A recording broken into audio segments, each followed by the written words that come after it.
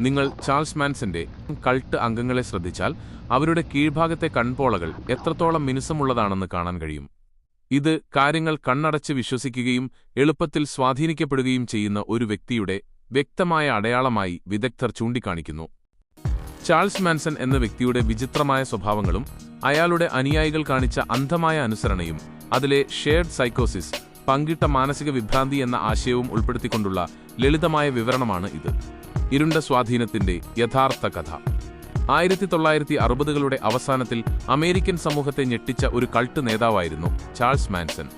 അയാളുടെ ജീവിതവും ചെയ്തികളും അങ്ങേയറ്റം വിചിത്രമായിരുന്നു. മാൻസൺ ഒരിക്കലും ഒരു സാധാരണ കൊലപാതകിയായിരുന്നില്ല. അയാൾ സ്വന്തമായി ഒരു ലോകവും അതിനൊരു പ്രത്യയശാസ്ത്രവും പടുത്തുയർത്തി. മാൻസൺ ബീറ്റിൽസിന്റെ ഹെൽട്ടർ സ്കെൽട്ടർ എന്ന ഗാനത്തെക്കുറിച്ച് ഒരു വിചിത്രമായ വ്യാഖ്യാനം നൽകി. അമേരിക്കയിൽ ഉടൻ തന്നെ വെള്ളക്കാരും കറുത്ത വർഗ്ഗക്കാരും തമ്മിൽ ഒരു വർഗ്ഗയുദ്ധം, റേഷ്യൽ വാർ ഉണ്ടാകുമെന്നും അതിനുശേഷം ലോകം ഭരിക്കാൻ ദൈവത്താൽ തിരഞ്ഞെടുക്കപ്പെട്ട തന്റെ അനുയായികൾ മാത്രമേ അവശേഷിക്കൂ എന്നും അയാൾ വിശ്വസിച്ചു. ഈ യുദ്ധം ആരംഭിക്കാൻ വേണ്ടിയാണ് കൊലപാതകങ്ങൾ നടത്തിയത്. കാലിഫോർണിയയിലെ സ്പാൻ റാഞ്ച് പോലുള്ള ആളൊഴിഞ്ഞ താവളങ്ങളിലാണ് മാൻസൺ ഫാമിലി താമസിച്ചിരുന്നത്. അവിടെ ലൈംഗികതയും മയക്കുമരുന്നും ദുരുപയോഗവും ഒരു സാധാരണ കാര്യമായിരുന്നു. താനാണ് ക്രിസ്തുവിന്റെ പുനരവതാരമെന്നും യേശുവിനെ പോലെ കഷ്ടപ്പെടാൻ വന്നവനാണെന്നും അയാൾ സ്വയം അവകാശപ്പെട്ടു. അനുയായികൾക്ക് മുന്നിൽ അയാൾ ഒരു ആത്മീയ നേതാവിന്റെയും പ്രവാചകന്റെയും പരിവേഷം നിലനിർത്തി. മാൻസന്റെ ചുറ്റും അണിനിരന്ന ചെറുപ്പക്കാർ, പ്രത്യേകിച്ച് യുവതികൾ, ലോകം കണ്ട ഏറ്റവും ക്രൂരമായ കൊലപാതകങ്ങളിൽ പങ്കാളികളായി. ഇതിനു പിന്നിലെ മനഃശാസ്ത്രപരമായ കാരണം ഷെയർഡ് സൈക്കോസിസ്, പങ്കിട്ട മാനസിക വിഭ്രാന്തി എന്ന അവസ്ഥയാണ്. ഇതൊരു അപൂർവമായ മാനസികാവസ്ഥയാണ്. മനഃശാസ്ത്രപരമായി ഇതിനെ ഫോളിറാഡിയോക്സ്, രണ്ടുപേർക്കുള്ള ഭ്രാന്ത് എന്നും വിളിക്കാറുണ്ട്. എന്താണ് ആശയം? ഒരു വ്യക്തിയുടെ ഭ്രമാത്മകമായ വിശ്വാസങ്ങൾ, ഡെലൂഷണൽ ബിലീഫ്സ്, ആ വ്യക്തിയുമായി അടുത്ത ബന്ധം പുലർത്തുന്ന മറ്റൊരാളിലേക്കോ ഒരു കൂട്ടം ആളുകളിലേക്കോ പകർത്തപ്പെടുകയും രണ്ടാമത്തെ കൂട്ടർ അത് യാഥാർത്ഥ്യമെന്ന പോലെ വിശ്വസിക്കുകയും ചെയ്യുന്ന അവസ്ഥയാണിത്. മാൻസൺ കുടുംബത്തിൽ തന്റെ വിചിത്രമായ വാർ ബിലീഫ്സ് ഫോളോവേഴ്സിലേക്ക് നിരന്തരമായ ഉപദേശത്തിലൂടെയും ഐസൊലേഷനിലൂടെയും പകർത്തി. ഫോളോവേഴ്സിന് അത് അവരുടെ റിയാലിറ്റിയായി മാറി. സമൂഹത്തിൽ ഒറ്റപ്പെട്ട യുവതികൾക്ക് മാൻസൺ ഒരു ഫാമിലിയും സെൻസ് ഓഫ് പേർപ്പസും നൽകി. അതുകൊണ്ട് തന്നെ മാൻസന്റെ ഏത് വിചിത്രമായ കമാൻഡ്സും മേർഡേഴ്സ് പോലും അവർ ചോദ്യം ചെയ്യാതെ അനുസരിച്ചു. അവരുടെ സെൻസ് ഓഫ് റിയാലിറ്റി പൂർണ്ണമായും മാൻസന്റെ വാക്കുകളിൽ അലിഞ്ഞുപോയിരുന്നു. മാൻസന്റെ ക്യാരിസ്മ, ഐസൊലേഷൻ, നിരന്തരമായ ബ്രെയിൻ വാഷിംഗ്, മയക്കുമരുന്ന് ഉപയോഗം എന്നിവയെല്ലാം ചേർന്ന് ഫോളോവേഴ്സിനെ ഈ ഷെയർഡ് സൈക്കോസിസിലേക്ക് തള്ളിവിടുകയായിരുന്നു. ഇതാണ് മാൻസൺ ഫാമിലിയുടെ ക്രൂരതയ്ക്ക് പിന്നിലെ പ്രധാന സൈക്കോളജിക്കൽ ഫാക്ടർ. മാൻസനും ഫാമിലിയും ചേർന്ന് ചെയ്തതിൽ ഏറ്റവും കുപ്രസിദ്ധമായത് 1969 ഓഗസ്റ്റ് മാസത്തിലെ ടെയ്റ്റ് ലാബിയാങ്ക മേർഡേഴ്സ് ആണ്. ഈ സംഭവങ്ങൾ പ്രശസ്ത സംവിധായകൻ ക്വെന്റിൻ ടാരന്റീനോയുടെ once upon a time in Hollywood എന്ന സിനിമയുടെ കഥാതന്തുവിന് പ്ലോട്ട് ഭാഗികമായി പ്രചോദനം. മാൻസൺ അനുയായികളെക്കൊണ്ട് ചെയ്യിച്ച പ്രധാന കുറ്റകൃത്യങ്ങൾ ഇവയാണ്. 1. ടെയ്റ്റ് കൊലപാതകങ്ങൾ.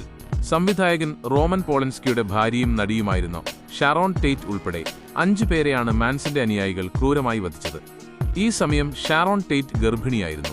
മാൻസന്റെ നിർദ്ദേശം പ്രകാരം Susan Atkins, Patricia Krenwinkel, Charles Tex Watson എന്നിവരാണ് ഈ കുറ്റകൃത്യങ്ങൾ ചെയ്തത്. കൊലപാതകങ്ങൾക്ക് ശേഷം കൊലയാളികൾ രക്തമുപയോഗിച്ച് ചുമരുകളിലും വാതിലുകളിലും പന്നി എന്നും മറ്റും എഴുതിവെച്ചു. ഇത് വർഗയുദ്ധം തുടങ്ങിയെന്ന് വരുത്തി തീർക്കാൻ വേണ്ടിയായിരുന്നു. 2. ലെബിയൻഗ കൊലപാതകങ്ങൾ. അടുത്ത രാത്രി മാൻസൺ തന്നെ അനുയായികളെ നയിച്ചു. ലെനോ ലെബിയൻഗ, ഭാര്യ റോസ്മേരി എന്നിവരെ അവർ ക്രൂരമായി കുത്തിക്കൊലപ്പെടുത്തി. ഈ കൊലപാതകങ്ങളിലും ക്രൂരമായ കുത്തേറ്റ മുറിവുകൾ ഉണ്ടായിരുന്നു. റൈസ് എന്നും മറ്റും എഴുതിവെച്ചു. കൊല്ലപ്പെട്ടവരുമായി അനുയായികൾക്ക് വ്യക്തിപരമായ വെറുപ്പുണ്ടായിരുന്നില്ല. ഇത് അന്ധമായ അനുസരണം എന്നതിന്റെയും വിശ്വാസത്തിന്റെ പേരിൽ ചെയ്ത ക്രൂരതയുടെയും ഉദാഹരണമാണ്. മാൻസൺ ഹെൽട്ടർ സ്കെൽട്ടർ എന്ന ഒരു ഭ്രമാത്മകമായ ആശയം അനുയായികളിലേക്ക് പകർത്തി. ഒരു വർഗയുദ്ധം ഉണ്ടാകുമെന്നും ഈ കൊലപാതകങ്ങൾ ആ യുദ്ധം തുടങ്ങാൻ സഹായിക്കുമെന്നും മാൻസൺ ദൃഢമായി വിശ്വസിച്ചു. അനുയായികൾ തങ്ങൾ ചെയ്യുന്നത് ശരിയാണെന്നും അതൊരു വലിയ ലക്ഷ്യത്തിനു വേണ്ടിയാണെന്നും വിശ്വസിച്ചു. പുറം ലോകത്തിന് ഇത് ഭ്രാന്തായി തോന്നിയപ്പോൾ മാൻസൺ ഫാമിലിയുടെ ഉള്ളിൽ അതൊരു യാഥാർത്ഥ്യമായിരുന്നു. മാൻസൺ ഫാമിലി നഗരങ്ങളിൽ നിന്ന് ഒറ്റപ്പെട്ട റാഞ്ചുകളിലാണ് താമസിച്ചത്.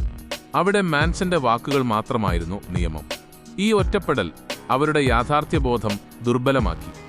വ്യക്തിപരമായ വെറുപ്പില്ലാത്ത ക്രൂരത. സാധാരണയായി കൊലപാതകങ്ങൾക്ക് പിന്നിൽ വ്യക്തിപരമായ പ്രതികാരമോ അല്ലെങ്കിൽ വെറുപ്പോ ഉണ്ടാകും. എന്നാൽ ഇവിടെ അങ്ങനെയുണ്ടായില്ല. അനുയായികൾ യാതൊരു മടിയും കൂടാതെ തങ്ങൾക്കറിയാത്ത ആളുകളെ ക്രൂരമായി കൊലപ്പെടുത്തി. ഇത് അവരുടെ സ്വന്തം ധാർമ്മിക ചിന്താഗതി, മോറൽ കമ്പാസ് തകർന്നിരിക്കുന്നുവെന്നും മാൻസന്റെ ഭ്രമാത്മകമായ നിർദ്ദേശങ്ങൾ അവരുടെ മനസ്സിനെ പൂർണ്ണമായി നിയന്ത്രിക്കുന്നുവെന്നും തെളിയിക്കുന്നു.